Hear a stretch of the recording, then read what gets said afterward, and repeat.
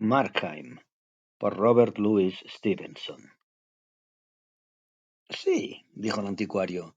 Nuestras mejores ocasiones son de muy diversa naturaleza. Hay clientes que ignoran lo que se traen entre manos y yo saco un dividendo gracias a mis mayores conocimientos. Otros no son honrados. Y aquí levantó la vela para que la luz iluminara directamente a su visitante. Y en ese caso, prosiguió, saco provecho de mi virtud. Markheim acababa de entrar de las calles a plena luz del día, y sus ojos todavía no se habían acostumbrado a la mezcla de brillo y oscuridad de la tienda. Aquellas cáusticas palabras y la cercanía de la llama le hicieron parpadear penosamente y desviar la mirada. El anticuario soltó una risita. Viene a verme el día de Navidad, prosiguió, aun sabiendo que estoy solo en casa con los cierres echados y que en fechas así tengo por norma no hacer negocios. Pues bien, le costará caro. Tendrá que pagar por las molestias, porque ahora mismo yo debería estar cuadrando mis libros y también tendrá que pagar por su extraño comportamiento de hoy. Me considero la discreción en persona y procuro no hacer preguntas improcedentes, pero cuando un cliente no es capaz de mirarme a los ojos, tiene que pagar por ello. El anticuario soltó otra risita y volvió a adoptar el tono que utilizaba habitualmente para tratar de negocios, aunque todavía quedaba una nota de ironía en su voz. ¿Puede explicar, de modo tan fehaciente como de costumbre, cómo llegó el objeto en cuestión a sus manos? Prosiguió. ¿Procede también del gabinete de su tío? Debe de ser un coleccionista excepcional. El anticuario, un hombrecillo pálido y de hombros caídos, se le quedó mirando casi de puntillas por encima de las gafas de montura dorada y movió la cabeza con aire de incredulidad. Markheim le devolvió la mirada con otra de infinita compasión y un toque de terror. Esta vez se equivoca, dijo. No he venido a vender, sino a comprar. No tengo ninguna otra antigualla que ofrecerle. En el gabinete de mi tío solo quedan los paneles de las paredes, y aunque estuviera todavía intacto, me ha ido tan bien la bolsa que prefiero añadir que quitar. El motivo de mi visita de hoy no puede ser más simple. Necesito un regalo navideño para una dama. Prosiguió ganando en elocuencia a medida que pronunciaba el discurso que llevaba preparado. Y ciertamente le debo a usted una disculpa por molestarle a estas horas, por una minucia semejante, pero ayer se me olvidó, y debo entregar mi obsequio a la hora de la cena, y ya comprenderá que el matrimonio con una mujer rica no es cosa que pueda pasarse por alto. Siguió una pausa durante la cual el anticuario pareció sopesar con incredulidad aquella afirmación. El tic-tac de un sinfín de relojes entre los curiosos muebles de la tienda y el rumor apresurado de los cabriolés en la cercana calle principal llenaron aquel intervalo silencioso. Muy bien, señor, dijo el anticuario, como usted diga.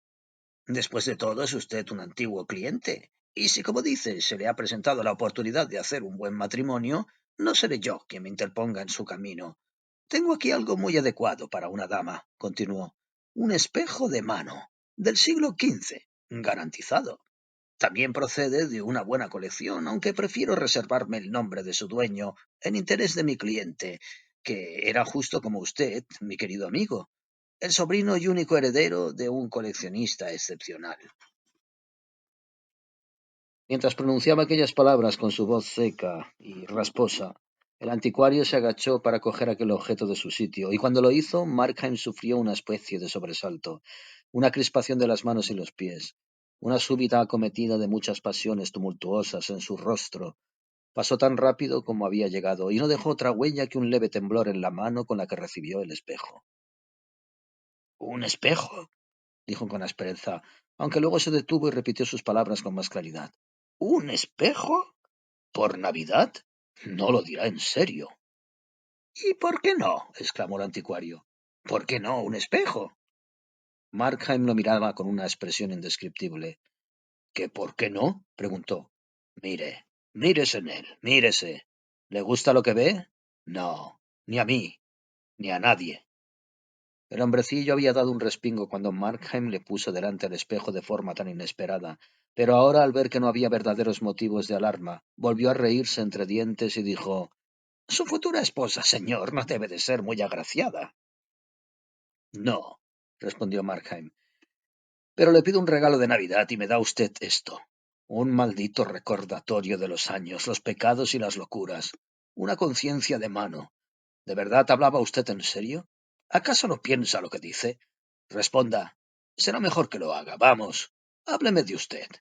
Voy a arriesgarme a pensar que en secreto es usted una persona caritativa. El anticuario observó con atención a su interlocutor. Era raro. Markheim no parecía estar riéndose. En su rostro había algo parecido a una ansiosa chispa de esperanza, pero ni rastro de burla.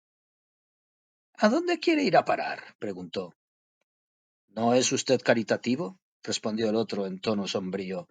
Ni caritativo, ni piadoso, ni escrupuloso. No quiere a nadie, ni tiene a nadie que le quiera. Lo único que tiene es una mano para coger el dinero y una caja fuerte para guardarlo. ¿Es eso todo? Hable por Dios, ¿es eso todo? Le diré lo que es, empezó el anticuario con brusquedad y volvió a interrumpirse con una risita. Aunque yo veo que el suyo es un matrimonio por amor y que ha estado bebiendo a la salud de su dama. Ah, gritó Markheim con una extraña curiosidad. Ah, así que ha estado usted enamorado. Hábleme de eso. ¿Yo? Exclamó el anticuario. Enamorado. Jamás he tenido tiempo, ni lo tengo ahora, para esas tonterías. ¿Va a quedarse con el espejo? ¿A qué viene tanta prisa? Replicó Markheim. Es muy agradable estar aquí charlando, y la vida es tan corta y tan insegura, que no me gusta privarme de ningún placer, ni siquiera de uno tan leve como este. Es mejor aferrarse a lo que se tiene, como si colgásemos del borde de un precipicio. Si se piensa bien, cada segundo que pasa es como un precipicio. Un precipicio de 1 kilómetro de altura, lo bastante alto si nos caemos para destruir en nosotros hasta el último resto de humanidad. Así que lo mejor es seguir conversando agradablemente. Sincerémonos. ¿Por qué tenemos que llevar esta máscara? Hagámonos confidencias. ¿Quién sabe? Tal vez lleguemos a ser amigos. Solo tengo una cosa que decirle, respondió el anticuario. Haga su compra o salga de mi tienda. Cierto, cierto, dijo Markheim. Ya está bien, de tonterías. Vayamos al grano. Enséñame alguna otra cosa. El anticuario volvió a agacharse, esta vez para dejar el espejo en el estante, y los cabellos rubios y finos le cayeron sobre los ojos. Markheim se acercó un poco más con una mano en el bolsillo del abrigo, se detuvo y llenó los pulmones de aire. En su rostro se pintaron muchas emociones, diferentes al mismo tiempo: horror y resolución, fascinación y repulsión física. Frunció horriblemente el labio superior y le asomaron los dientes. Puede que esto le convenga, observó el anticuario, y justo cuando empezaba a incorporarse, Markheim se abalanzó por detrás sobre su víctima. La daga larga y estrecha centelleó y cayó. El anticuario se debatió como una gallina, se golpeó la sien contra la estantería y se desplomó en el suelo hecho un ovillo. El tiempo hablaba con una veintena de vocecillas en aquella tienda, unas graves y solemnes como correspondía a su edad avanzada, otras parlanchinas y apresuradas. Todas contaban los segundos con su tic-tac en un intrincado coro. Luego los pasos de un muchacho que corría por la acera se impusieron sobre aquel sonido más leve y devolvieron a Markheim la conciencia del lugar donde se hallaba. Miró en torno suyo sobrecogido por el pánico. La bujía seguía sobre el mostrador y su llama se agitaba solemne, estremecida por una corriente de aire. Aquel movimiento tan insignificante bastaba para llenar la tienda de una silenciosa conmoción y hacer que se agitara igual que el mar. Las altas sombras cabeceaban, los negros y oscuros rincones se hinchaban y encogían como si respirasen, los rostros de los retratos y los dioses chinos cambiaban y ondulaban como imágenes reflejadas en el agua. La puerta de la trastienda estaba abierta de par en par y daba la impresión de contemplar aquellas sombras con una larga ranura de luz que recordaba un dedo acusador. Los ojos de Markheim abandonaron sus aterrorizadas incursiones y volvieron al cuerpo de su víctima, que yacía convertido en un bulto desmadejado, increíblemente pequeño y más mezquino si cabe que cuando estaba con vida. En aquella postura tan indigna y vestido con sus ropas de avaro, parecía solo un montón de serrín. Hete aquí convertido en nada, a quien tanto temor le había inspirado antes, y sin embargo, mientras lo miraba, aquel montón de ropa vieja y aquel charco de sangre empezaron a hablar con voces elocuentes. Ahí se quedaría. Nada podría volver a poner en funcionamiento sus articulaciones o iniciar el milagro de la locomoción. Se quedaría ahí hasta que lo encontrasen. ¿Hasta que lo encontraran? Sí. ¿Y entonces? Entonces aquella carne muerta soltaría un grito que resonaría por toda Inglaterra y llenaría el mundo con los ecos de la persecución. Sí, muerto o no, seguía siendo su enemigo.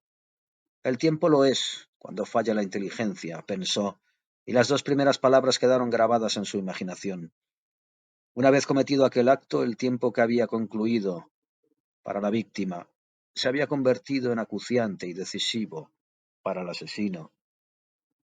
Todavía estaba pensándolo cuando primero uno y después otro, con infinitos matices de tono y de cadencia, profundo el uno como la campana de una catedral y agudo el otro como el preludio de un vals, los relojes empezaron a dar las 3. Que tantas lenguas se desatasen de pronto en la sala silenciosa le sorprendió mucho, y empezó a ir de aquí para allá, con la bujía en la mano, acosado por las sombras en movimiento y sobresaltado hasta el fondo de su alma por reflejos imprevistos. Vio su rostro repetido una y otra vez en un sinfín de lujosos espejos, unos fabricados en Inglaterra, otros en Venecia o Ámsterdam, como si le rodeara un ejército de espías. Sus propios ojos detectaban su presencia y el sonido de sus pasos, por muy leves que fuesen, perturbaba el silencio circundante.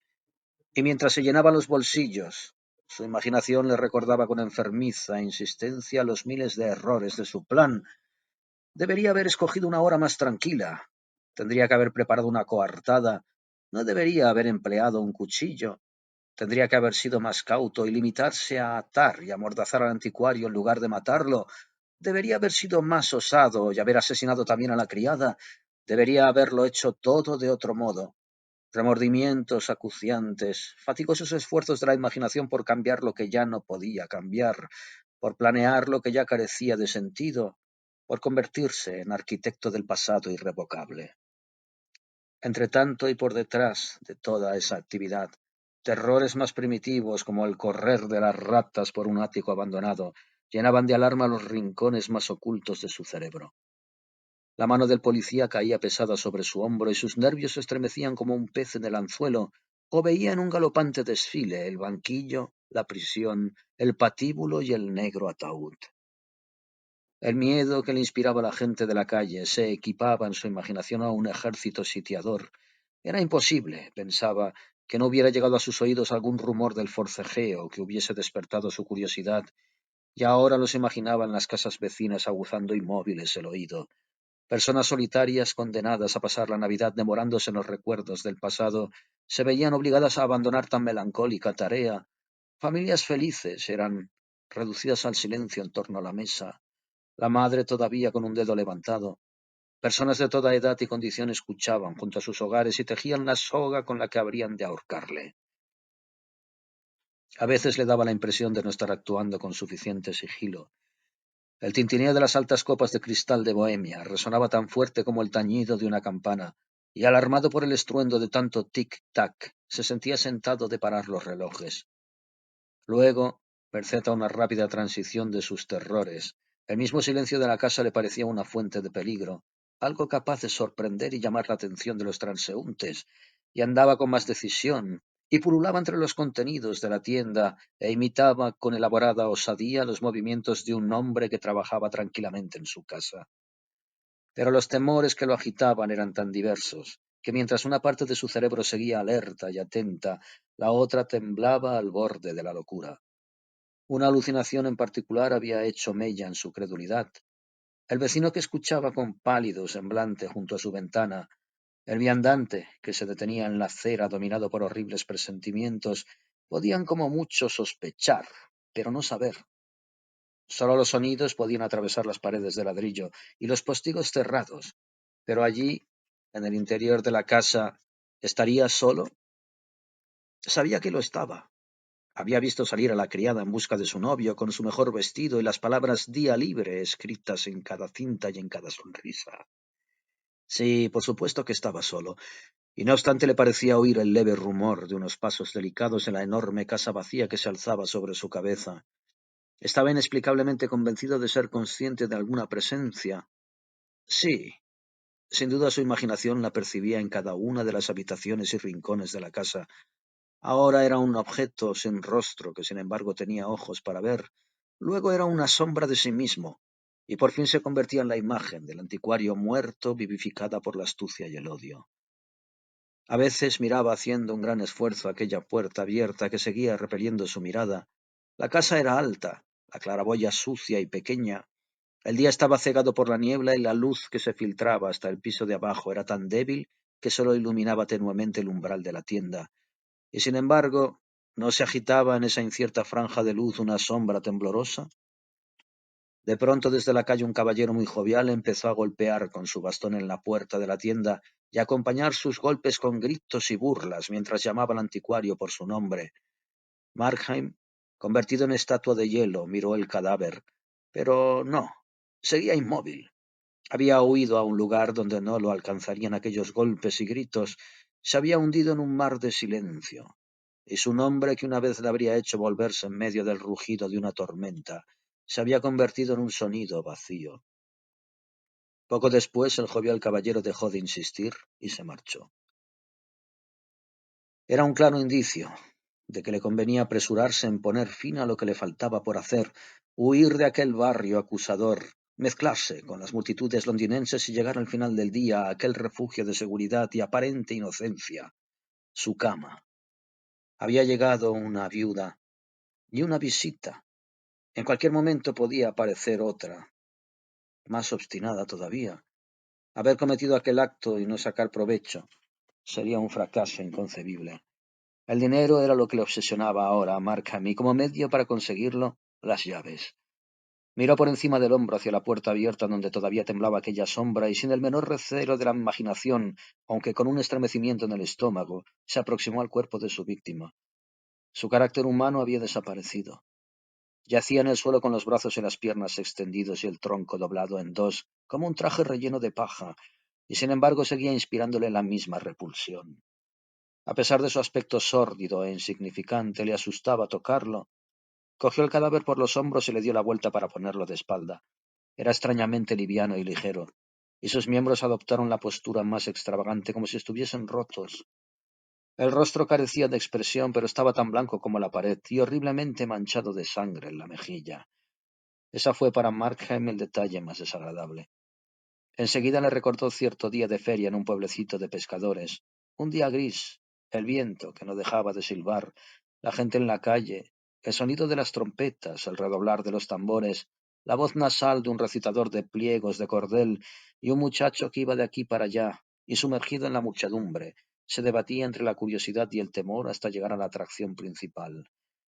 Vio una caseta y un gigantesco cartel verde con dibujos trazados de mala manera y pintados de colores chillones. Brownrigg y su aprendiz, los Manning con su huésped asesinado, Weir estrangulado por Thornton y una veintena de crímenes famosos más. Evidentemente se trataba de una ilusión. Se había reencarnado en aquel muchacho. Le pareció volver a contemplar con la misma sensación de repulsión física aquellas horribles imágenes. Seguía aturdido por el redoblar de los tambores. Un compás de la música de aquel día acudió a su memoria y al recordarlo le acometieron por primera vez los remordimientos. Sintió náuseas y una súbita debilidad en las articulaciones que tuvo que dominar y resistir.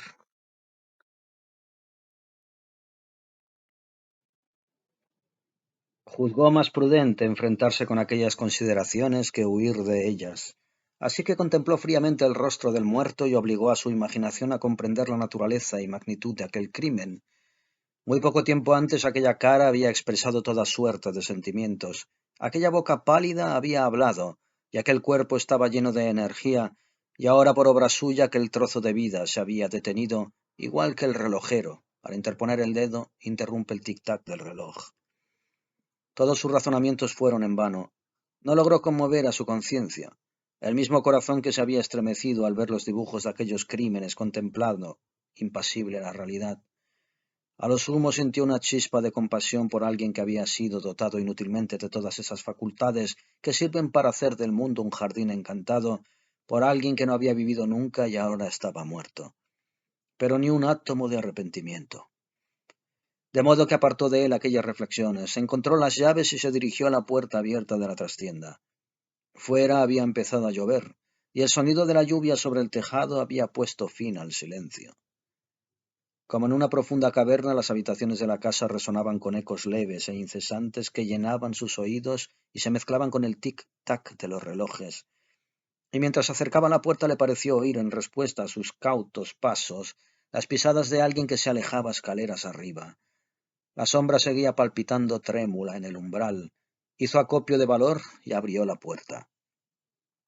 La luz tenue y neblinosa del día relucía débilmente en el suelo desnudo y en las escaleras, en la armadura que, alabarda en mano, montaba guardia en el descansillo, en las molduras de madera oscura y en los cuadros enmarcados que colgaban de los paneles de las paredes. La lluvia golpeaba con tanta fuerza en toda la casa que a Markheim le parecía percibir muchos sonidos diferentes: pasos, suspiros, las pisadas de un regimiento que desfilaba a lo lejos, el tintineo del dinero al contarlo, y el crujido de las puertas al abrirse con siglo. Parecía mezclarse con el repiqueteo de las gotas sobre la claraboya y el gorgoteo del agua en los canalones. La sensación de que no estaba solo aumentó y lo llevó al borde de la locura.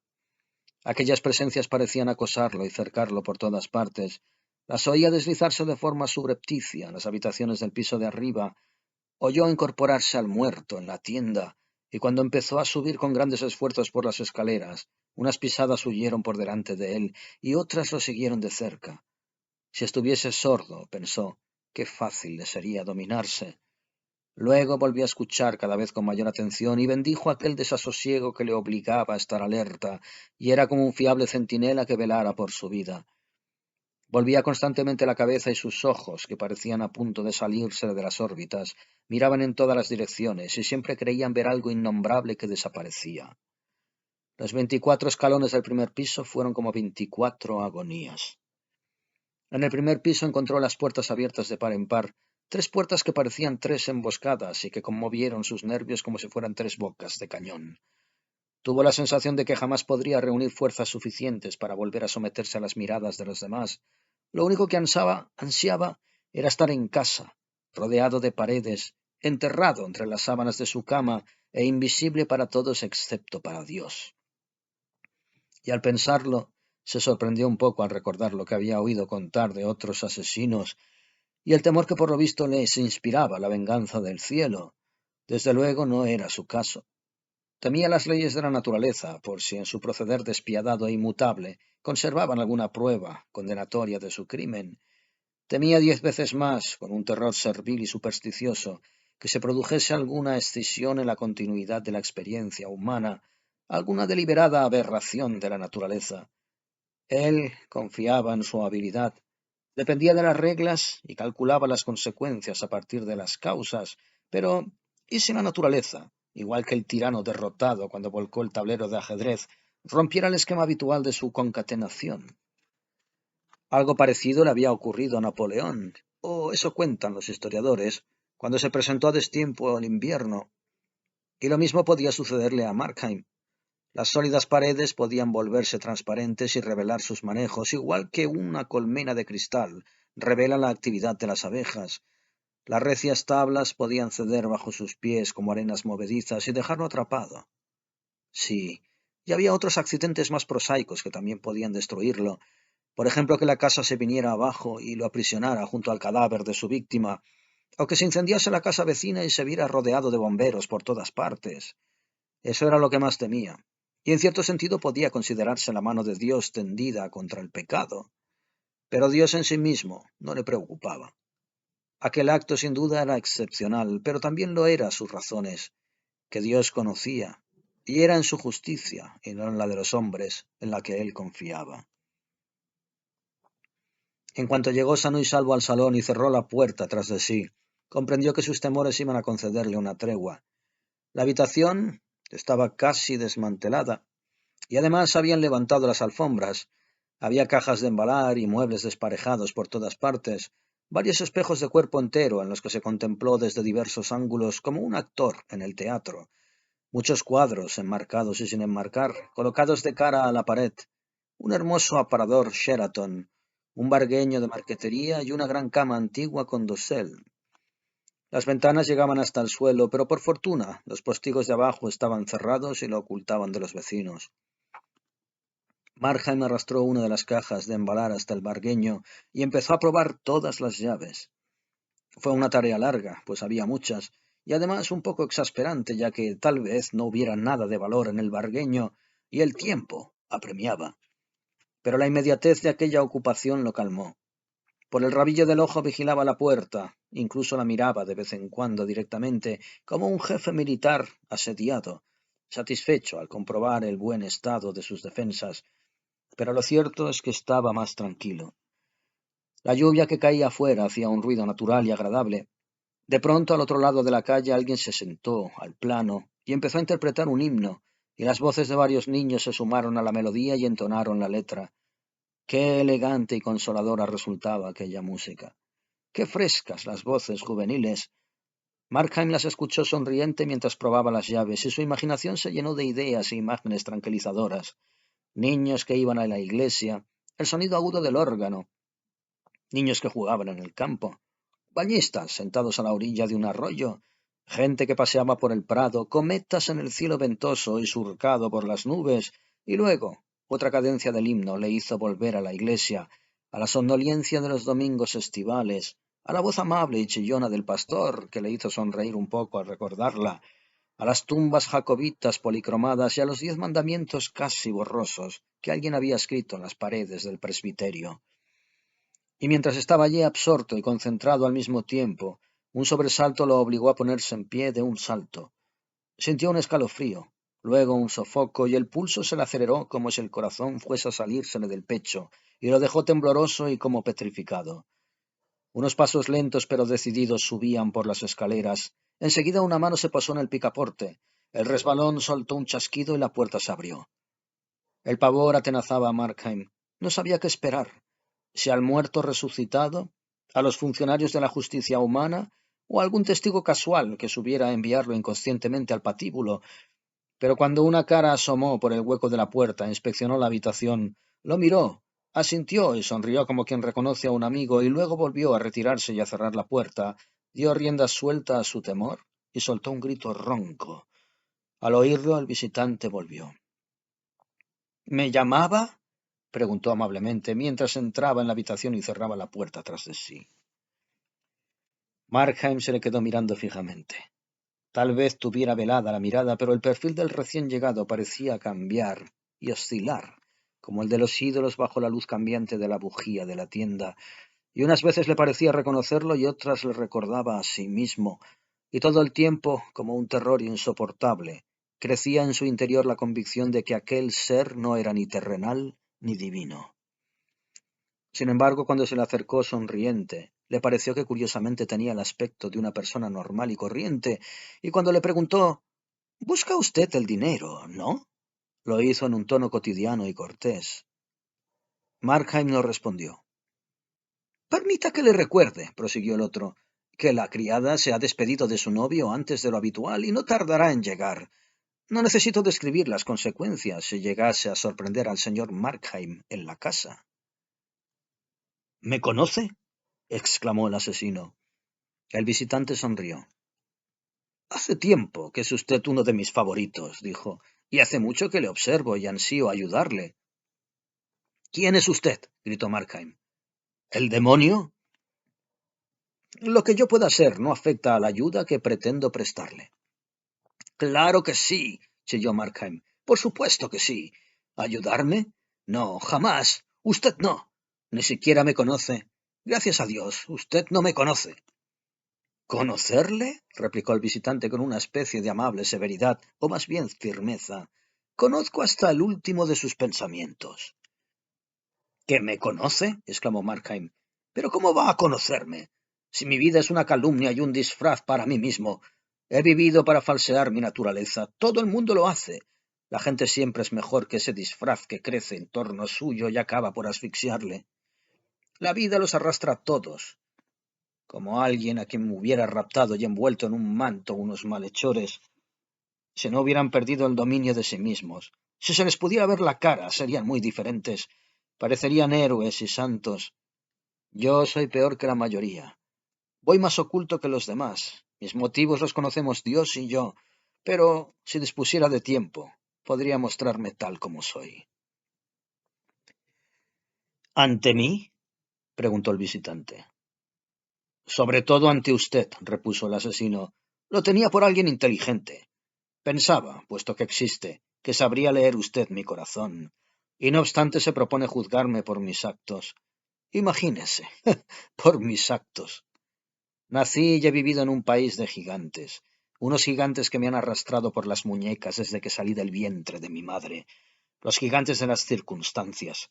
¿Y pretende usted juzgarme por mis actos? ¿Acaso no puede mirar en mi interior? ¿No comprende que el mal me resulta odioso? ¿No ve lo que escribe mi conciencia dentro de mí sin que le ofusquen sofismas caprichosos, aunque la haya desobedecido tantas veces? ¿No ve que soy algo tan vulgar como la propia humanidad, un pecador que no quiere serlo? Se expresa usted con mucho sentimiento, respondió el otro, pero a mí eso no me atañe. La casuística queda fuera de mis competencias y no me interesa lo más mínimo la compulsión que haya podido arrastrarle siempre que lo lleve en la buena dirección. Sin embargo, el tiempo apremia. La criada se ha entretenido contemplando los rostros de la gente y los carteles publicitarios, pero sigue acercándose. Y tenga presente que es como si el patíbulo se aproximase por las calles navideñas. ¿Quiere que le ayude? Yo lo sé todo. ¿Quiere que le diga dónde está el dinero? ¿A qué precio? Preguntó Markheim. Le haré ese favor como regalo de Navidad. Markheim no pudo contener una sonrisa de amargo triunfo. No, dijo, no aceptaré nada de usted. Aunque estuviese muriéndome de sed, encontraría fuerzas para rechazar el vaso si fuese usted quien me lo ofreciera. Tal vez le parezca crédulo, pero no haré nada que me vincule así al mal. No tengo nada contra los arrepentimientos en el lecho de muerte, observó el visitante. Porque pone en duda su eficacia, exclamó Markheim. No he dicho eso, replicó el otro. Lo que ocurre es que yo veo las cosas desde un punto de vista diferente, y cuando la vida se acaba deja de interesarme. El difunto ha vivido para servirme, para extender la desconfianza disfrazada de religión, o para sembrar la cizaña en el trigal, como hace usted al ceder débilmente a sus deseos. Y cuando se acerca su liberación solo puede rendirme un último servicio, arrepentirse, morir sonriente y acrecentar así la confianza y la esperanza de mis seguidores más temerosos que todavía siguen con vida. No soy un amo tan exigente. Compruébelo. Acepte mi ayuda. Disfrute de la vida como ha hecho hasta ahora. Disfrute incluso más. Ponga los codos sobre la mesa y cuando empiece a hacerse de noche y vaya a caer el telón, le aseguro para su consuelo que le resultará incluso fácil llegar a un acuerdo con su conciencia y hacer las paces con Dios. Ahora mismo vengo de un lecho de muerte semejante. La habitación estaba llena de gente que lloraba y escuchaba con sinceridad las últimas palabras del moribundo. Y cuando miré su rostro, que en vida había sido tan despiadado e inconmovible como el pedernal, lo encontré sonriendo, lleno de esperanza. ¿Y me toma usted por alguien así? Preguntó Markheim. ¿Cree que no aspiro a otra cosa que a pecar y pecar y pecar y en el último momento colarme en el cielo de tapadillo? Mi corazón se indigna solo de pensarlo. ¿Es esa toda la experiencia que tiene usted de la humanidad? ¿O es que me juzga tan miserable porque me ha cogido con las manos en la masa? ¿Es tan impío este asesinato como para secar las mismas fuentes del bien? Para mí el asesinato no es una categoría especial, replicó el otro. Todos los pecados son asesinatos, igual que toda vida es una guerra. Contemplo a los de su raza como a un grupo de marineros famélicos en una balsa, peleándose por las migajas del hambre y alimentándose unos de otros. Sigo los pecados más allá del momento en que se cometen y veo que la última consecuencia de todos ellos es la muerte. Desde mi punto de vista, la hermosa doncella que contraría a su madre a propósito de una minucia se mancha de sangre igual que un asesino como usted. ¿He dicho que sigo los pecados? También las virtudes me interesan, aunque apenas puedo distinguirlas de los primeros. Ambas cosas son guadañas con las que el ángel de la muerte recoge su cosecha. El mal, que es el motivo de mi existencia, no es cuestión de actos, sino de carácter. Yo aprecio al hombre malvado, y no la mala acción, cuyos frutos, si pudiéramos seguirlos lo bastante lejos por la vertiginosa catarata de los siglos, resultarían mejores que los de las más raras virtudes, y si le ofrezco mi ayuda para escapar, no es porque haya matado a un anticuario, sino porque es usted Markheim. Le abriré a usted mi corazón, respondió Markheim. Este crimen que me ha visto cometer será el último. En mi camino hacia él he aprendido muchas cosas. Es una lección en sí mismo, una lección de enorme importancia. Hasta ahora me he rebelado por las cosas que no tenía. Era un esclavo encadenado, empujado y azotado por la pobreza. Hay naturalezas lo bastante fuertes para resistir esas tentaciones. La mía no lo era, acuciada como estaba por la sed de placeres. Pero hoy, a raíz de este acto, he obtenido la riqueza y una advertencia, la posibilidad y la decisión de ser sincero conmigo mismo. Me he convertido en un hombre libre, y empiezo a ver cómo obra el cambio en mí. Estas manos harán el bien, y mi corazón estará en paz. Me viene a la memoria algo con lo que soñaba los domingos mientras sonaba el órgano en la iglesia, algo que imaginaba cuando vertía mis lágrimas sobre los libros sagrados, o hablaba como un niño inocente con mi madre. He ahí el sentido de mi vida. He vagado sin rumbo unos cuantos años, pero ahora vuelvo a ver claramente mi destino. Piensa invertir el dinero en bolsa, ¿no es así? Replicó el visitante. Y si no me equivoco, ya ha perdido así varios miles. Ah, dijo Markheim, pero esta vez tengo algo seguro. Esta vez también lo perderá todo, repuso tranquilamente el visitante. Me guardaré la mitad, exclamó Markheim. Y también la perderá, dijo el otro. El sudor empezó a cubrir la frente de Markheim. Bueno, ¿y qué más da? Exclamó. Supongamos que lo pierdo todo y que vuelvo a hundirme en la pobreza. ¿Acaso la peor parte de mí va a seguir dominando siempre a la otra? El bien y el mal corren por mis venas y me empujan en direcciones opuestas. No quiero solo una cosa, las quiero todas. Soy capaz de imaginar grandes hazañas, renuncias, martirios, y aunque haya cometido un crimen tan atroz como el asesinato, la compasión no es ajena a mis pensamientos. Compadezco a los pobres. ¿Quién conoce sus sufrimientos mejor que yo? Les compadezco y les ayudo. Valoro el amor. Aprecio una risa honrada. No hay nada bueno o sincero sobre la tierra que no ame de todo corazón. ¿Es que solo mis vicios van a dirigir mi vida mientras mis virtudes yacen inanes como un lastre del espíritu? No, el bien también es creador. Pero el visitante alzó un dedo. Lleva usted en este mundo 36 años, dijo. Su fortuna ha cambiado muchas veces, lo mismo que su estado de ánimo, y siempre le he visto caer más bajo. Hace 15 años le habría horrorizado robar. Hace 3 le habría espantado asesinar. ¿Hay algún crimen, alguna crueldad o mezquindad que todavía le asuste? Dentro de 5 años le sorprenderé cometiéndola. Su camino va hacia abajo, y nada, excepto la muerte, podrá detenerle. Es cierto, respondió Markheim con osquedad. Es cierto que hasta cierto punto me he sometido al mal, pero todo el mundo hace igual. Los mismos santos, por el simple hecho de vivir, se vuelven menos escrupulosos y se acomodan a su entorno. Le haré una pregunta muy sencilla, dijo el otro, y según lo que responda le pronosticaré su futuro moral. Ha descuidado usted muchas cosas. Probablemente esté en su derecho de hacerlo, y en todo caso es lo que hace todo el mundo. Pero una vez admitido eso, ¿hay algo en su conducta, por muy trivial que pueda parecerle, con lo que le cueste transigir? ¿O se ha dejado arrastrar en todo? ¿Que si hay algo? Repitió Markheim mientras pensaba lleno de angustia. No, respondió desesperado. No hay nada. Me he dejado arrastrar en todo. Entonces, dijo el visitante, confórmese con lo que es, porque nunca cambiará. Y el papel de su personaje en esta obra de teatro está escrito de forma irrevocable. Markheim guardó silencio un buen rato y de hecho fue el visitante quien rompió el silencio.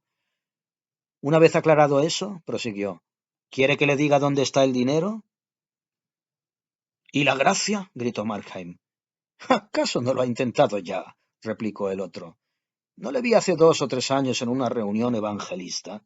¿Y no era su voz la que entonaba los himnos con más fuerza?